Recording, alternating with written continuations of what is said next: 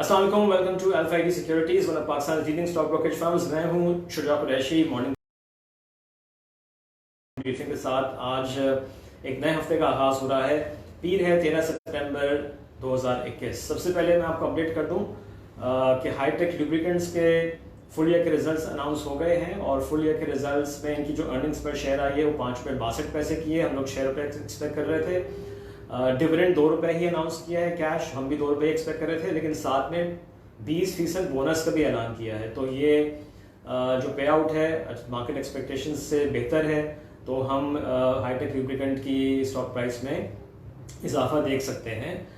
अच्छा जी, इसके अलावा अब हम अपने जो यूजुअल जो डेटा है उसकी तरफ आते हैं। सबसे पहले पिछले 24 घंटे में जो कोरोना वायरस की सिचुएशन रही है उस पर मैं अपडेट कर दूं। NCOC की वेबसाइट बता रही है कि पिछले 24 घंटे में तकरीबन 53,000 टेस्ट किए गए। पॉजिटिविटी जो परसेंटेज है वो 6% से नीचे आ गई है, क्योंकि पॉजिटिव केसेस तकरीबन 3,000 आए हैं और पिछले 24 घंटे में 67 डेथ्स हुई हैं। फिर इंटरनेशनल मार्केट में हम ऑयल की प्राइस देखें तो ब्रेंट $73 से ऊपर ट्रेड कर रहा है और कहा जा रहा है कि यूएस में जो स्टॉक प्राइस थी, उनकी इन्वेंट्री थी थोड़ी सी, वो शॉर्ट हुई है, लिहाजा ऑयल प्राइसेस ऊपर गई हैं। तो $73.12 बैरल पे ब्रेंट ट्रेड कर रहा है। कोयले की कीमत में मजीद इजाफा हुआ है। $153 पर टन थी जो हमने जो आपको अपडेट की थी, और अब ये $154 पर, यानी कि $1 पर टन का मजीद इजाफा हमको नजर आ रहा है कोयले की कीमत में। अच्छा, इसके अलावा अगर हम देखें तो जो कैंटोनमेंट बोर्ड के इलेक्शंस कल हो रहे थे, तो उसमें मुख्तलिफ जगहों पे डिफरेंट पार्टीज लीड कर रही हैं। PTI लीड कर रही है, KPK में, नून लीग लाहौर में जो लास्ट अपडेट हुई है। सो ये सूरत हाल है। बाकी कहा जा रहा है कि IMF के साथ जो बातचीत, और ये कोई नई खबर नहीं है, IMF के साथ जो बातचीत हमने पिछले हफ्ते बताया था, शौकत तरीन साहब का स्टेटमेंट आया था कि उन्होंने बताया था कि इस महीने भी बातचीत कंटिन्यू करेगी, फिर अगले महीने फेस टू फेस वाशिंगटन में बात होगी। तो अपडेट आ रही है कि जी 29 सितंबर जो है उसको मीटिंग है, और फिर जाहिर है कि उसके बाद भी इंगेजमेंट तो जो है वो जारी ही है। और जो लास्ट स्टेटमेंट आया था फाइनेंस मिनिस्टर का, उसमें उन्होंने कहा था कि IMF के प्रोग्राम में ही पाकिस्तान रहेगा, जो कि खुशाइन बात है। फिर 20 सितंबर को, यानी कि अगले मंडे को, स्टेट बैंक मॉनेटरी पॉलिसी का ऐलान करेगा अगले 2 माह के लिए। हमारी एक्सपेक्टेशन अभी भी यही है कि स्टेटस को होगा, कोई इंटरेस्ट रेट में इजाफा नहीं किया जाएगा, ना कमी की जाएगी।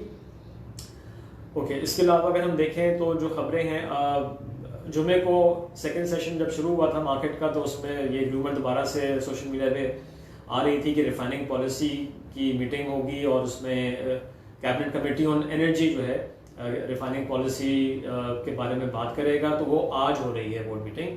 तो हमने फ्राइडे को भी सेकंड सेशन में जब मार्केट खुली थी तो तेजी देखी थी रिफाइनिंग के स्टॉक्स में, और आज ये खबर आ गई है। तो आज भी हम एक्सपेक्ट कर रहे हैं कि रिफाइनरीज के जो स्टॉक्स हैं वो बुलिश रहेंगे। अच्छा, अब इसमें एक साथ साथ एक अखबार में भी खबर है कि कुछ एक इंटेलिजेंस एजेंसी ने कुछ एतराज़ात उठाए हैं। नाम नहीं दिया है उस एजेंसी का, लेकिन उस खबर में ये भी लिखा हुआ है कि पेट्रोलियम डिवीजन ने वो एतराज़ात जो हैं उनका जवाब भी दे दिए हैं, और जो नई पॉलिसी का ड्राफ्ट है उसमें वो सारे एतराज़ात के जवाब मौजूद हैं। सो लेट्स सी, अब आज ये कैबिनेट कमेटी ऑन एनर्जी ये जो पॉलिसी है रिफाइनिंग की उसको अप्रूव कर देती है, तो फिर नेक्स्ट स्टेप ये हुआ कि फिर वो कैबिनेट के पास जाएगी अप्रूवल के लिए। तो ये भी आज भी है कि कहीं दोबारा कोई रखना ना निकाल दिया जाए और दोबारा से पेट्रोलियम डिवीजन को ना भेजा जाए। लेकिन खैर, आई थिंक रिफाइनिंग के stocks will do better today. अच्छा, इसके अलावा ओवर द वीकेंड खबर आई थी, आई थिंक ये बल्कि लास्ट डे पे भी कुछ इस तरह की बातें आ रही थी कि PIBTL जो है वो कैपेसिटी बढ़ाने जा रहा है अपने कार्गो को हैंडल करने के लिए, और कुछ 40% का इजाफा करेगी PIBTL अपनी कैपेसिटी में टू हैंडल डर्टी कार्गो का जो ये टर्मिनल है। तो ये स्पेसिफिक स्टॉक स्पेसिफिक खबर है।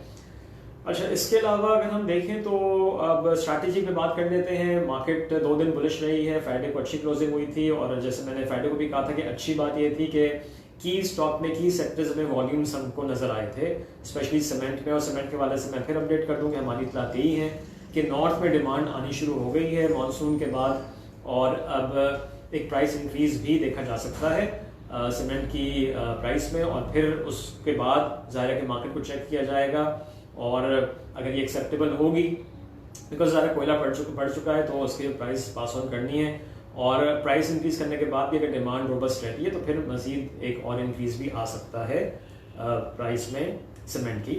तो ये खबरें हैं, लिहाजा फोकस वही होना चाहिए कि की सेक्टर्स में जो की स्टॉक्स हैं उस पर फोकस रखें, डिप्स पे एक्यूमुलेट करें।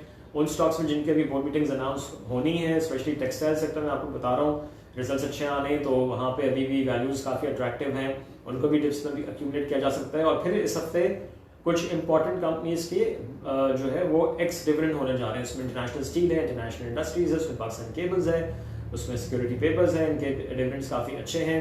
तो और भी जो इस तरह के स्टॉक्स हैं जिनकी बोर्ड मीटिंग्स हो चुकी हैं और अब बुक क्लोजर्स करीब हैं और एक्स डिविडेंड की डेट करीब है, तो वहाँ पे भी हम इंटरेस्ट देख सकते हैं। अगर वहाँ पे डिविडेंड अच्छा अनाउंस किया गया तो उन स्टॉक्स भी फोकस किया जा सकता है।